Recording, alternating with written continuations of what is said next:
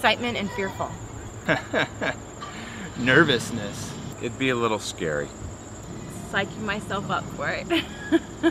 But willing, but a little intimidated. Excitement. Feeling of something necessary that I have to do because it's others' well-being is at stake, eternal well-being. I would say fear, but then prayer and boldness. That can be scary or intimidating sometimes. Yeah, challenging for me especially.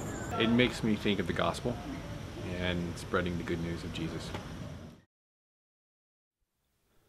What comes into your mind when you hear the word evangelism? Did some of those thoughts we've just heard make you think, yes, that's me? Over the next 9 sessions, we're going to be thinking together about what evangelism is and isn't. And we're going to be working out how we can encourage each other to share the good news that we've received from God.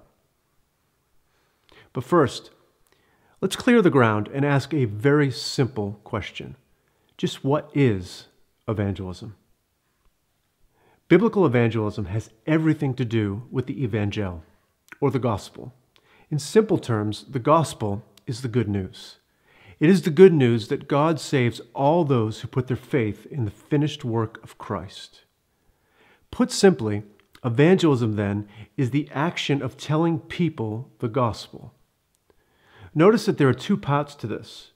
There is the message, the truth about Jesus Christ, and there is the action, engaging with people so that they are able to hear the message as we speak it. When we first became Christians, most of us did not really need anyone to remind us to tell other people about Jesus. The good news felt very good to us. Talking about Jesus and what he had done for us seemed to flow effortlessly out of our hearts like an instinctive reflex. Many Christians find, however, that over time, evangelism becomes less of a reflex and more of a challenge. Some begin to conclude that evangelism is not everyone's responsibility. Perhaps evangelism is just for specially gifted people who are outward-looking and good at answering people's difficult questions. Maybe it's not for us, we think. But we need to remember that the tone and character of the New Testament is evangelistic. The overwhelming burden of the book of Acts is the advancement of the gospel through the witness of ordinary Christians. And in particular, Jesus commissioned all of his followers to make disciples. In the closing words of the Gospel of Matthew, Jesus says, "Go therefore and make disciples of all nations, baptizing them in the name of the Father and of the Son and of the Holy Spirit." The Apostle Paul says that in order for someone to become a disciple of Christ, they must hear the gospel and believe it. And he challenges all of us with this haunting question.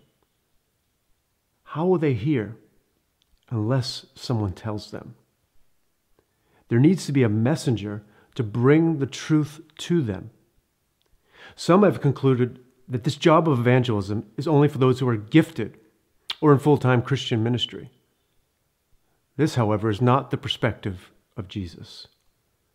The Lord of the church requires all of his disciples to be active in evangelism. Notice how Matthew 28 continues, teaching them to observe all that I have commanded you. And behold, I am with you always to the end of the age. And part of what Jesus has commanded us to do is to make disciples of others. In order for people to be saved from the penalty of their sins, they must believe the truth of the gospel. This message, this good news, is the word of Christ delivered through the faithful witness of another disciple. Evangelism is something that we know we are called to do, but often struggle in doing. In a recent study, 80% of Christians surveyed believe they have a personal responsibility to share their faith, but over 60% have not told another person about how to become a Christian in the last 6 months. What does this mean? It means that the majority of Christians have a biblical understanding about our responsibility for evangelism, but an incorrect application of this understanding. In other words, we know what we're supposed to do. We're just not doing it. How do we go about correcting this? How do we cultivate a culture of faithful evangelism in our own lives and in the life of our local church? We want to see a church that is so shaped by the gospel that its natural reflex is toward sharing the good news with others.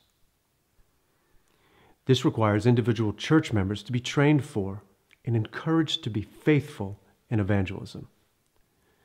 What I'm talking about here is something that is much deeper than simply memorizing a sales pitch, handing out tracts, or inviting people to church.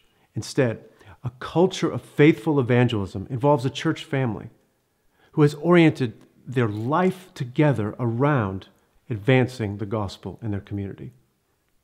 Well, what does that look like in practice?